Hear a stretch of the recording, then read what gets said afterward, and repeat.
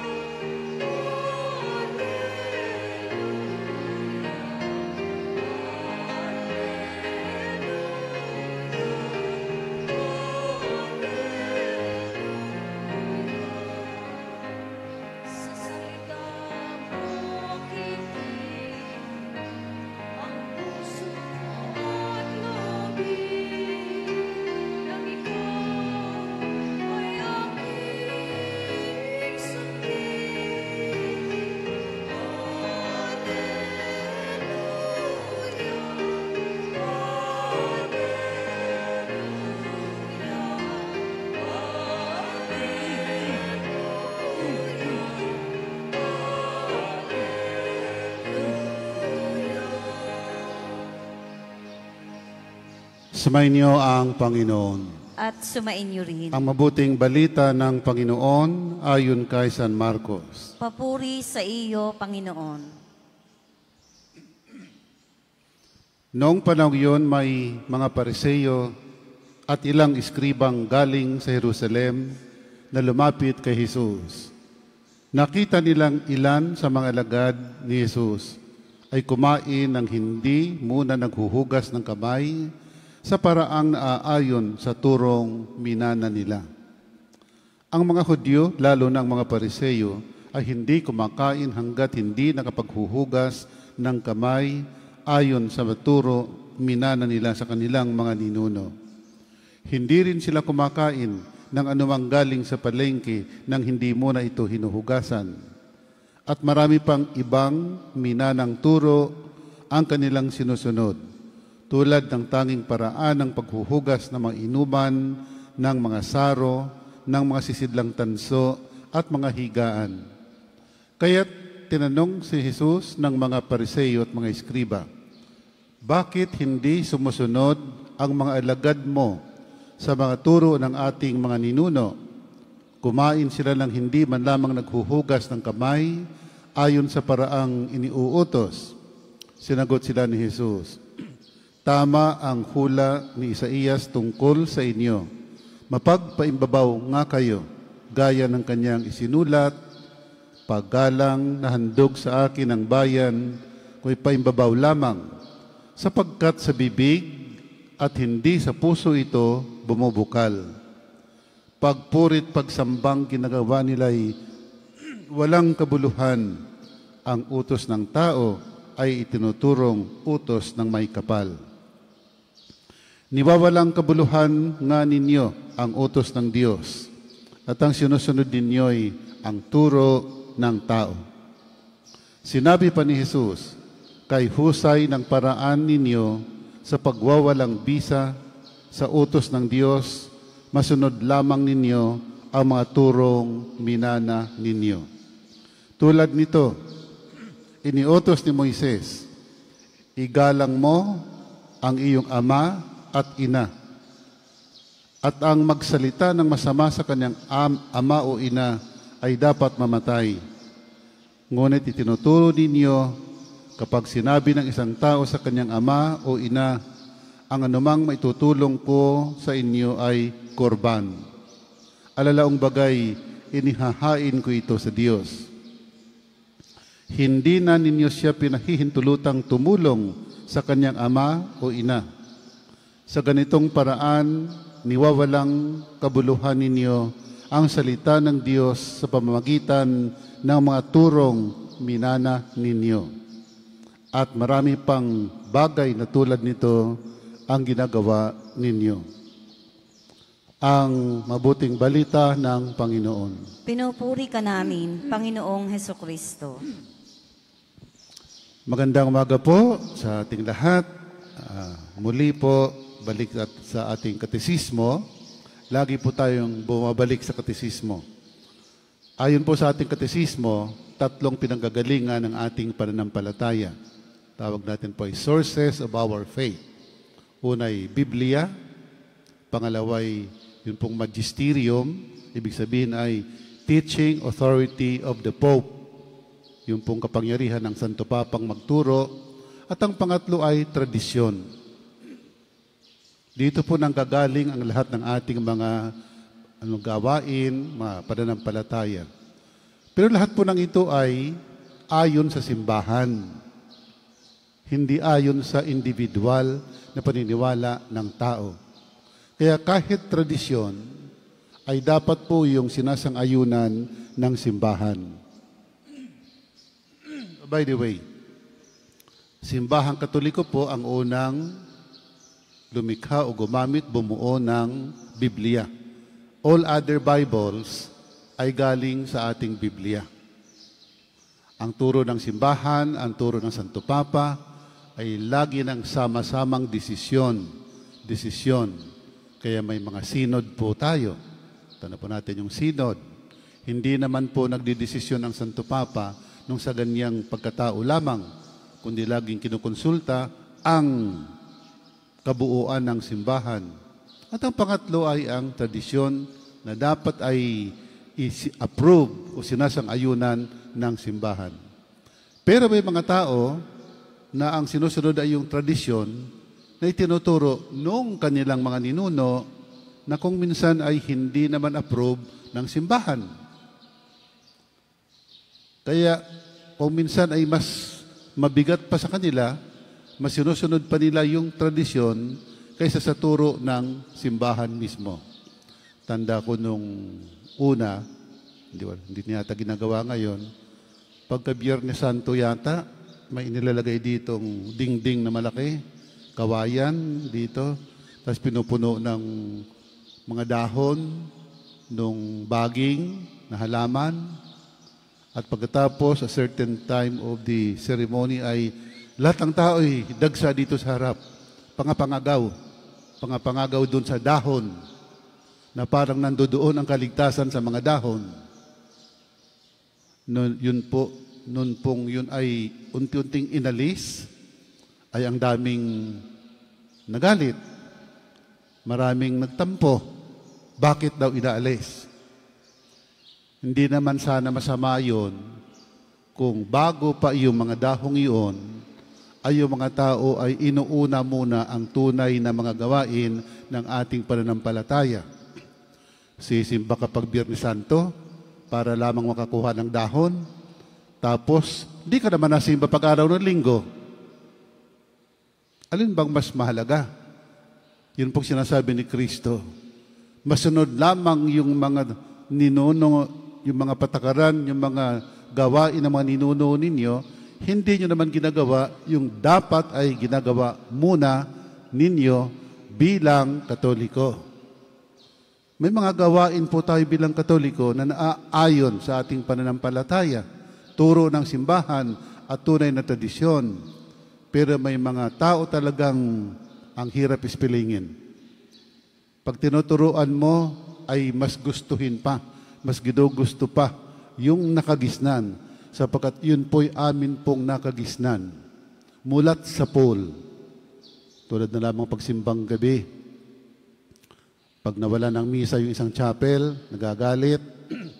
At mulat sa pool daw, ay may misa. Sabi ko, hindi totoo yan.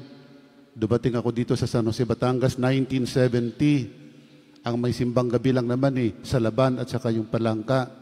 Dahil isa lang naman ang pari dito, isa din sa seminaryo. Wala namang mga simbang gabi nung una sa mga chapel sa bukid. Pero ngayon, pag inaalis mo, for whatever reason, magagalit. Sapagkat mulat sa Paul, kinagisnan na po namin yan. Pero yung mga araw ng linggo, mga gawain sa simbahan, hindi naman nakikipagkaisa. Anyway, ang ipinaliliwanag po ng Panginoon at sinadya niya para makita ng mga tao at makapagpaliwanag siya na mas matimbang ang paggawa una ng mga utos ng Diyos kaysa mga tradisyon na hindi naman gawa ng simbahan, kundi gawa ng tao. Kaya po mga kapatid, bilang parishioners, baka po kayo ay may mga sarili-sariling mga tradisyon na kung minsan ay hindi nabibigyan ng pansin, nagagalit kayo, nagtatampo kayo. Sabi ng Panginoon, unahin muna ninyo. Unahin mo na. Bago ninyo gawin yon, make sure na inuuna muna ninyo ang turo ng ating simbahan. Sa ngalan ng Ama, ng Anak, ng Espiritu Santo. Amen. Mga kapatid, walang saysay ang ating pagsamba kung hindi ito manggagaling sa pusong tunay. Manalangin tayo ngayon sa Diyos, Ama, upang gawin niyang malinis at tapat ang ating mga puso at ating tutugon sa bawat panalangin. Ama, buksan mo ang aming mga puso sa iyong puso. Ama, buksan mo ang aming mga puso sa iyong puso.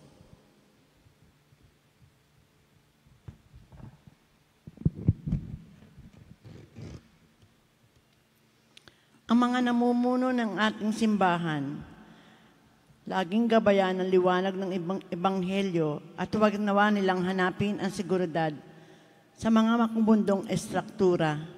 Manalangin tayo.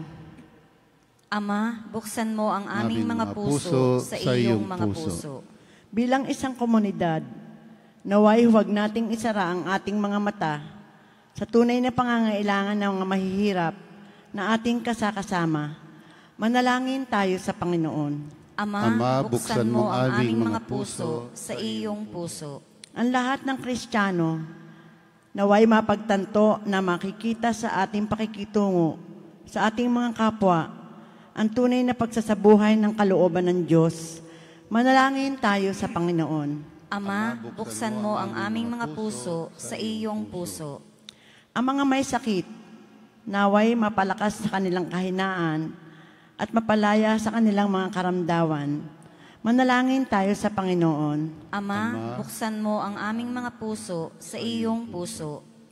Ang mga kapatid nating pumanaw na ay magkamit nawa ng kapayapaan ng Diyos. Manalangin tayo sa Panginoon. Ama, buksan mo ang aming mga puso sa iyong puso. O makalangit na Ama, likhain mo sa amin ang tapat na puso upang amin ding mahalin at igalang ang aming kapwa na iyong pinahahalagahan. Hinihiling namin ito sa magitan ni Kristong aming Panginoon. Amen.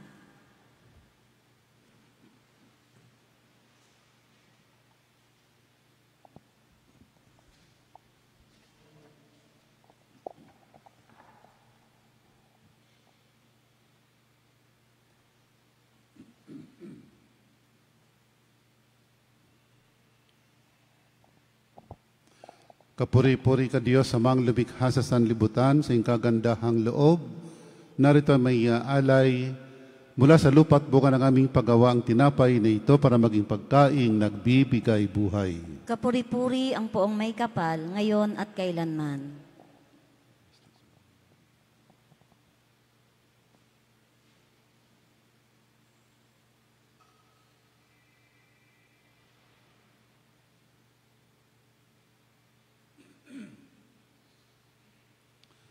Kapuri-puri ka Diyos, amang lumikha sa sanlibutan sa iyong kagandahang loob. Narito may alay mula sa katas ng ubas at bunga ng aming paggawa ang alak na ito para maging inuming nagbibigay ng iyong Espiritu. Kapuri-puri ang poong may kapal, ngayon at kailanman.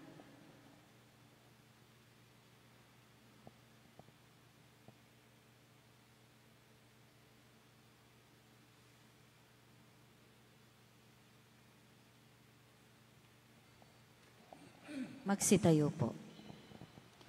Manalangin kayo mga kapatid upang paghahain natin ay kalugdan ng Diyos, amang makapangyarihan. Tanggapin nawa ng Panginoon itong paghahain sa iyong mga kamay, sa kapurihan niya at karangalan, sa ating kapakinabangan at sa buong sambayanan niyang banal. Ama naming lumikha ang pagkait inuming narito'y iyong ginawa upang mapalakas kaming mga mahihina. Ipagkaloob mong ito'y aming mapagsaluhan bilang pakikinabang sa buhay mong pangmagpakailanman sa pamagitan ni Kristo kasama ng Espiritu Santo magpasawalang hanggan. Amen. Sumainyo ang Panginoon. At sumainyo rin. Ita sa Diyos ang inyong puso at diwa. Tinaas na namin sa Panginoon. Pasalamatan natin ang Panginoong ating Diyos. Marapat na siya ay pasalamatan. Ama naming makapangyarihan, tunay kang marapat kayaming pasalamatan sa pamamagitan ni Hesukristo naming Panginoon. Siyang salitang katuwang matkapiling, nung lahat ng umiiral ay iyong likhain. Siya sinugo mo para kami sa gipit palayain, kaya't siya'y kinalinga ng mahal na Birhen na naging kanang inang totoo sa kapangyarihan ng Espiritu Santo. Inako niyang sundin ang loob mo at kamtin ng sambayan ng banal para sa iyo. Pinagtiis siya ng iunat sa krus ang kaniyang mga kamay upang magwakas ang kamatayan at mahayag ang pagkabuhay. Kaya kaisa ng mga anghel ang sisiawit ng papuri sa iyo, nang walang humpay sa kalangitan kami nagbubunyi sa iyong kadakilaan. Santo, Santo, Santong Panginoong Diyos ng mga hukbo, napupuno ang langit at lupa ng kadakilaan mo, o sana sa kaitaasan. Pinagpala ang naparirito sa ngalan ng Panginoon, o sana sa kaitaasan.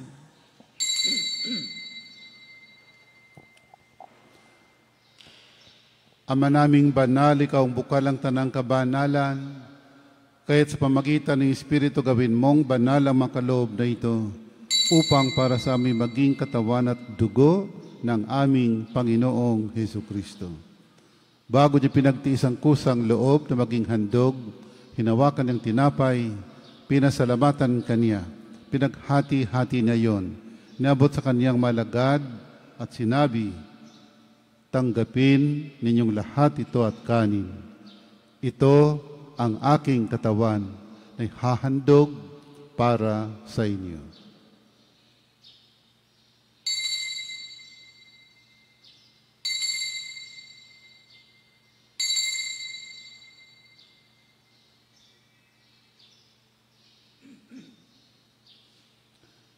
Ganito naman ang matapos ang hapunan, hinawakan niyang kalis, muli kanyang pinasalamatan.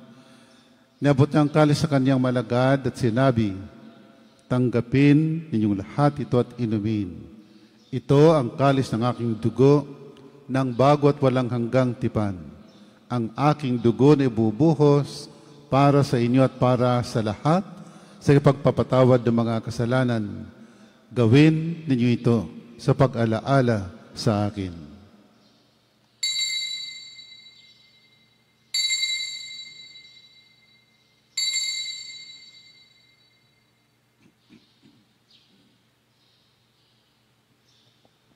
Ipagbunyi natin ang misteryo ng pananampalataya. Si Kristo'y namatay, si Kristo'y nabuhay, si Kristo'y babalik sa wakas ng panahon. Ama, ginagawa namin ngayon ng pag-aalala sa pagkamatay at muling pagkabuhay ng iyong anak. Kaya tiniaalay namin siyang tinapay ng bibigay buhay at ang kalis na nagkakaloob ng kaligtasan. Kami nagpapasalamat dahil kami iyong minarapat at tumayo sa harap mo para maglingkod sa iyo. Isinasamo namin kaming magsasalo-salo sa katawan at dugo ni Kristo'y mabuklod sa pagkakaisa sa pamamagitan ng Espiritu Santo. Ama, lingapin mo yung simbahang laganap sa buong daigdig. Puspusin mo kami sa pag-ibig. Kay si Francisco naming Papa, ni Gilbert naming Obispo at ng Tanang Kaparian. Alalahanin mga kapatid naming nahimlay na may pag-asang sila'y muling mabubuhay. Gayon din ang lahat ng mga pumanaw. Kawan mo sila't patuloyin sa iyong kaliwanagan. Kawan, pagindapatin kaming lahat na makasalo sa iyong buhay na walang wakas.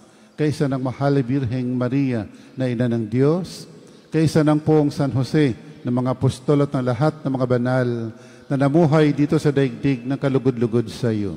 May pagdiwang nawa namin ang pagpupuri sa kararangal mo sa pamagitan ng iyong anak na aming Panginoong Hesukristo. Sa pamamagitan ni Kristo kasama niya at sa Kanya, ang lahat ng parangal at papuri ay sa iyo, Diyos, Amang makapangyarihan, kasama ng Espiritu Santo, magpatuloy magpasawalang hanggan.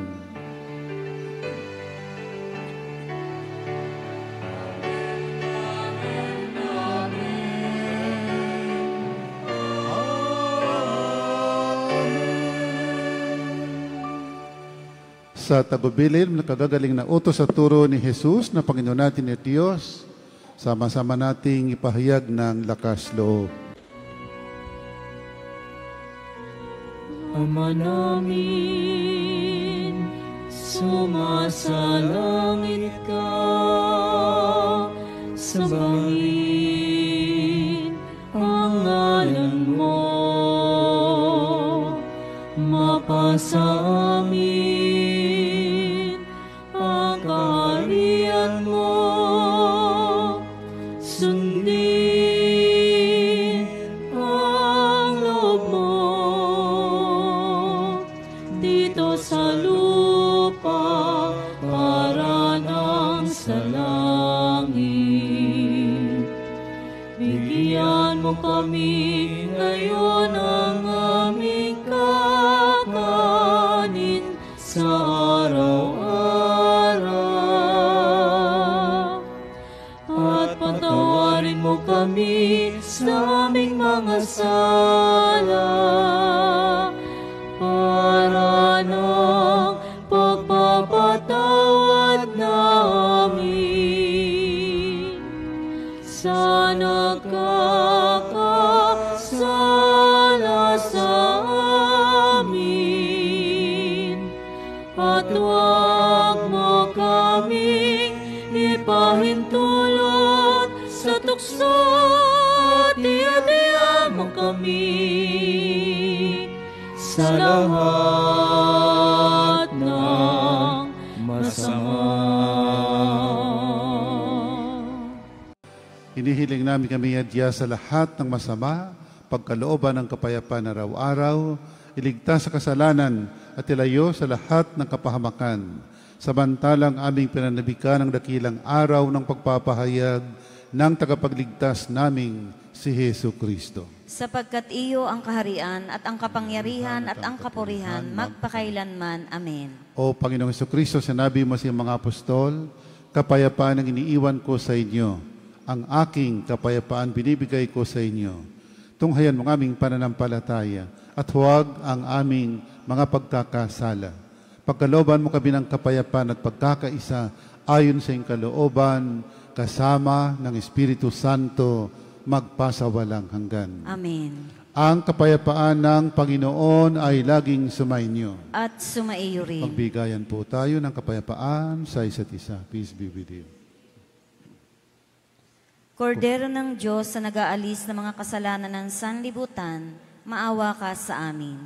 Kordero ng Diyos na nag-aalis ng mga kasalanan ng sanlibutan, maawa ka sa amin. Kordero ng Diyos na nag-aalis ng mga kasalanan ng sanlibutan, ipagkaloob mo sa amin ang kapayapaan.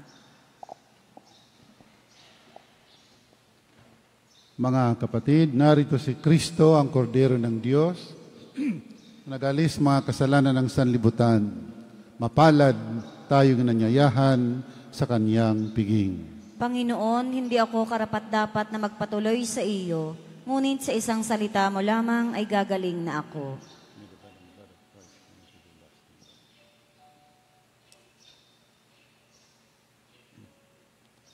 Ang katawan ni Kristo. Amen.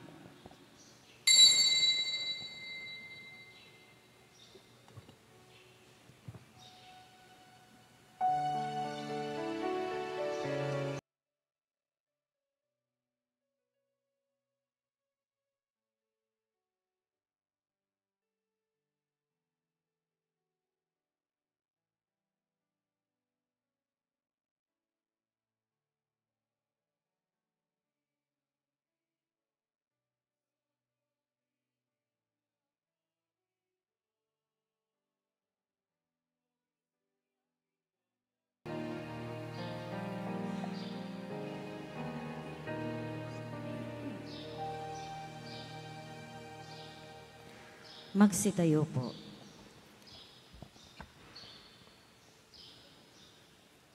Manalangin tayo.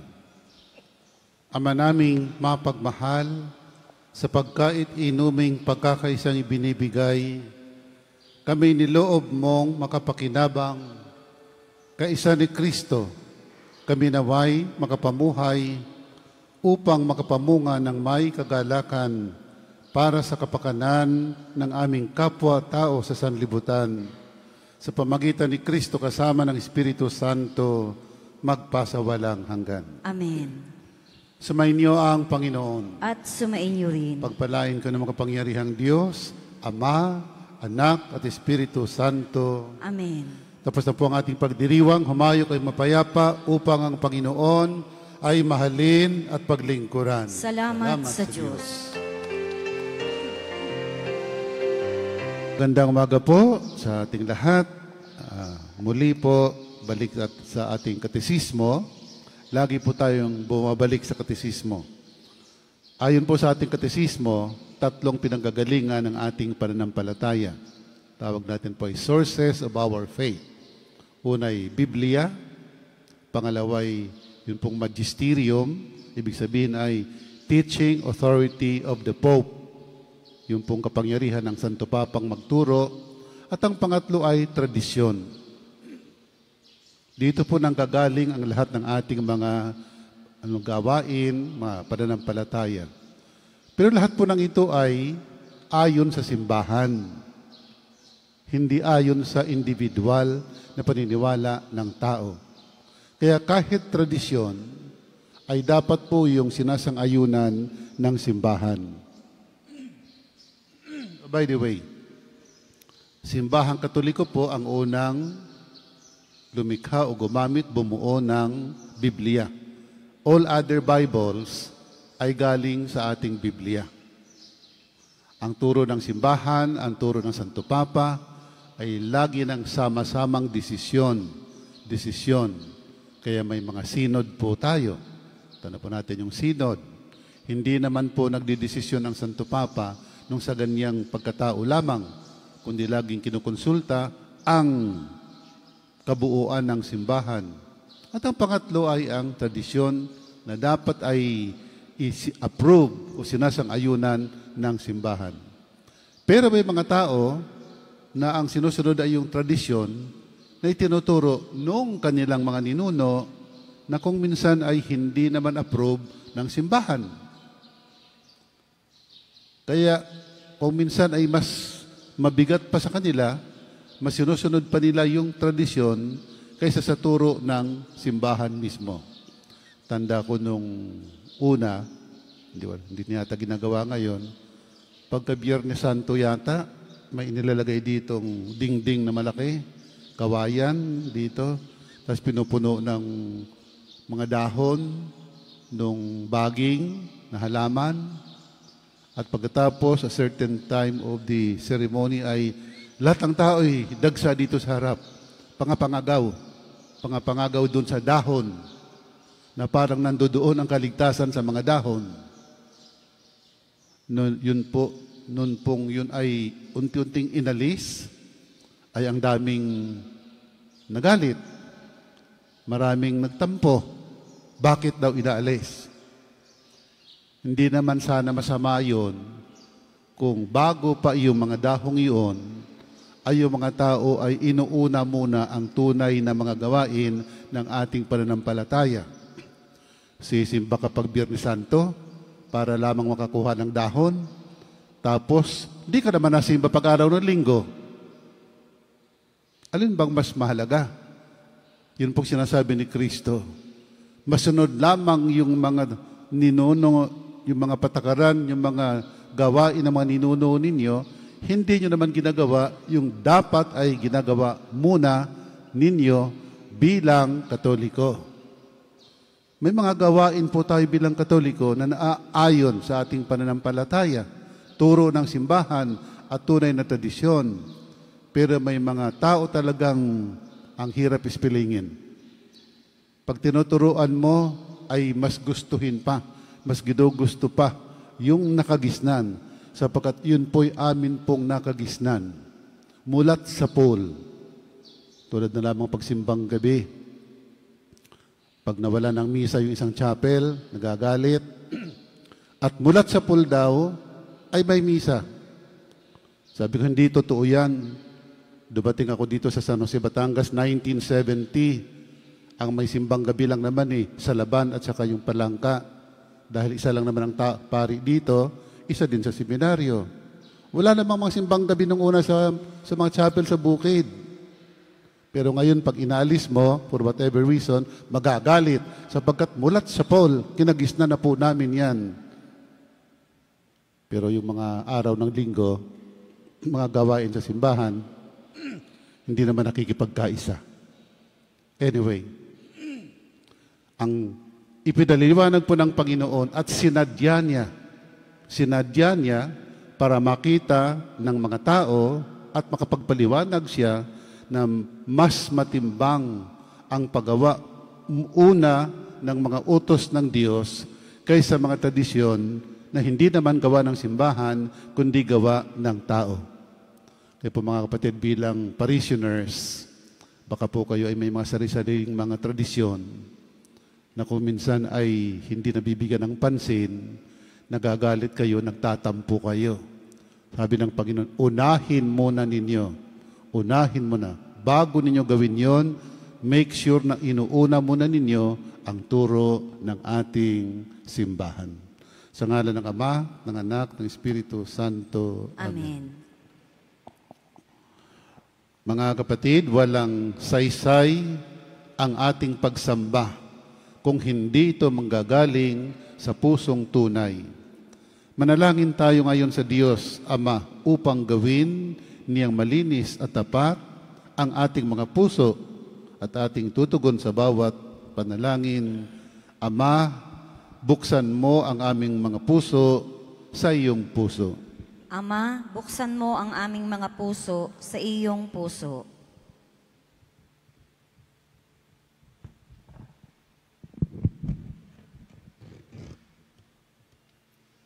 Ang mga namumuno ng ating simbahan, laging gabayan ng liwanag ng ebanghelyo at huwag nawa nilang hanapin ang seguridad sa mga makubundong estruktura.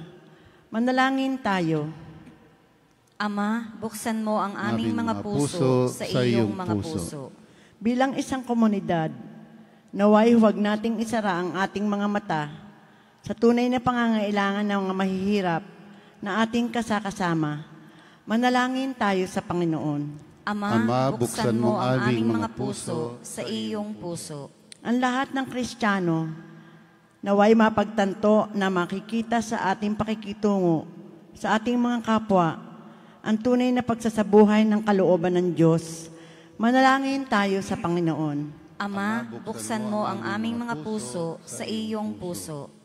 Ang mga may sakit, naway mapalakas sa kanilang kahinaan at mapalaya sa kanilang mga karamdaman. Manalangin tayo sa Panginoon. Ama, buksan mo ang aming mga puso sa iyong puso. Ang mga kapatid nating pumanaw na ay magkamit nawa ng kapayapaan ng Diyos. Manalangin tayo sa Panginoon. Ama, buksan mo ang aming mga puso sa iyong puso. O makalangit na Ama, likhain mo sa amin ang tapat na puso upang amin ding mahalin at igalang ang aming kapwa na iyong pinahahalagahan. Hinihiling namin ito sa magitan ni Kristong aming Panginoon. Amen.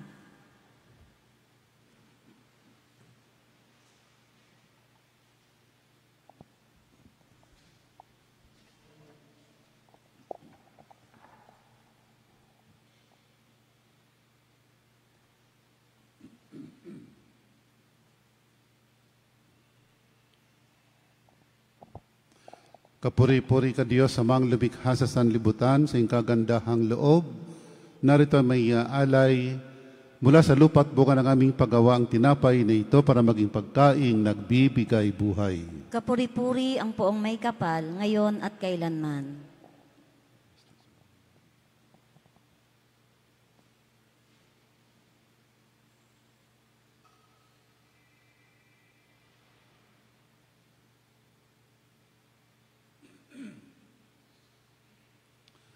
Kapuri-puri ka Diyos amang lumikha sa sanlibutan sa iyong kagandahang loob. Narito ay may alay mula sa katas ng ubas at bunga ng aming paggawa ang alak na ito para maging inuming nagbibigay ng iyong Espiritu. Kapuri-puri ang poong may kapal, ngayon at kailanman.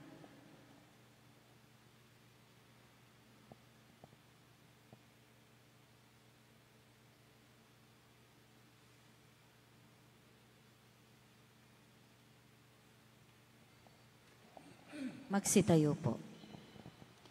Manalangin kayo mga kapatid upang paghahain natin ay kalugdan ng Diyos, Amang makapangyarihan.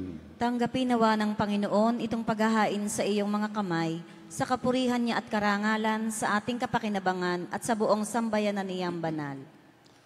Ama naming lumikha, ang pagkait inuming narito'y iyong ginawa upang mapalakas kaming mga mahihina.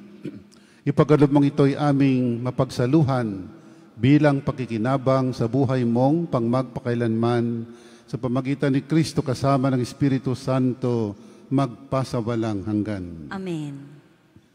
Sumainyo ang Panginoon. At sumainyo rin. Itaas sa Diyos ang inyong puso at diwa. Tinaas na namin sa Panginoon. Pasalamatan natin ang Panginoong ating Diyos. Marapat na siya ay pasalamatan. Ama naming makapangyarihan, tunay kang marapat kami aming pasalamatan sa pamamagitan ni Hesukristo naming Panginoon. Siyang salitang katuwang matkapiling, nung lahat ng umiiral ay iyong likhain. Siya sinugo mo para kami sa gipit palayain, kaya't siya'y kinalinga ng mahal na Birhen na naging kanang inang totoo sa kapangyarihan ng Espiritu Santo. Inako niyang sundin ang loob mo at kamti ng sambayan ng banal para sa iyo. Pinagtiis siya ng unat sa krus ang kaniyang mga kamay upang magwakas ang kamatayan at mahayag ang pagkabuhay. Kaya kaysa ng mga anghel ang sisiawit ng papuri sa iyo, nang walang humpay sa kalangitan kami nagbubunyi sa iyong kadakilaan. Santo, Santo, Santong Panginoong Diyos ng mga hukbo, napupuno ang langit at lupa ng kadakilaan mo, o sana sa kaitaasan. Pinagpala ang naparirito sa ngalan ng Panginoon, o sana sa kaitaasan.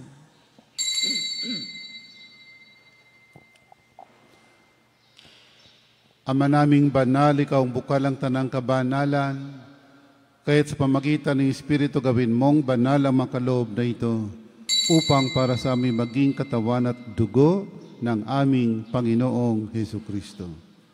Bago niya pinagtiis ang kusang loob na maging handog, hinawakan ng tinapay, pinasalamatan kaniya, pinaghati-hati na yon, niabot sa kaniyang malagad at sinabi, tanggapin ninyong lahat ito at kanin.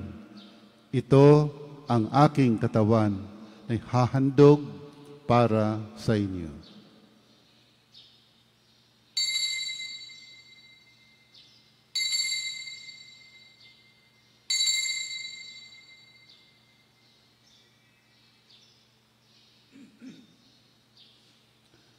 Ganito naman ang matapos ang hapunan, hinawakan niyang kalis, muli kanyang pinasalamatan. Niabot niya ang kalis sa kanyang malagad at sinabi, tanggapin ninyong lahat ito at inumin. Ito ang kalis ng aking dugo, ng bago at walang hanggang tipan. Ang aking dugo na ibubuhos para sa inyo at para sa lahat, sa ipagpapatawad ng mga kasalanan. Gawin ninyo ito sa pag-alaala sa akin.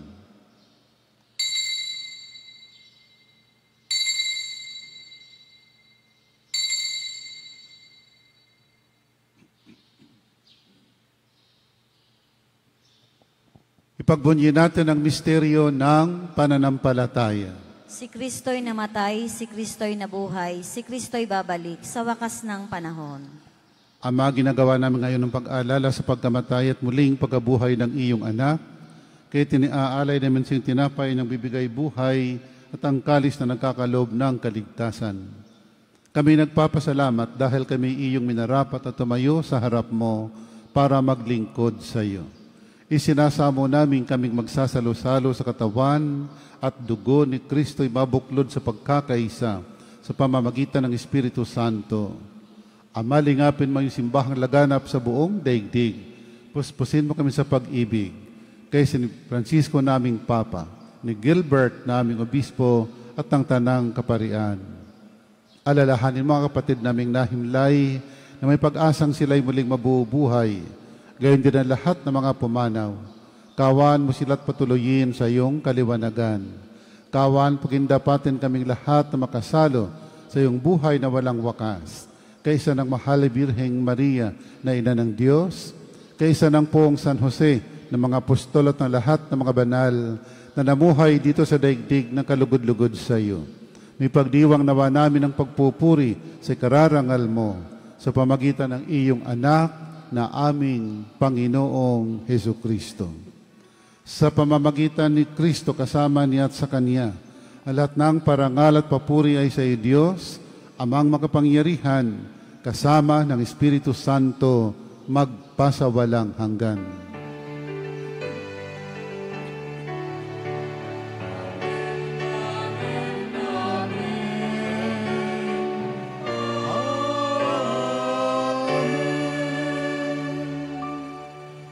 Sa tagubilin, nakagagaling na utos at turo ni Jesus na Panginoon natin at Diyos, sama-sama nating ipahayag ng lakas loob.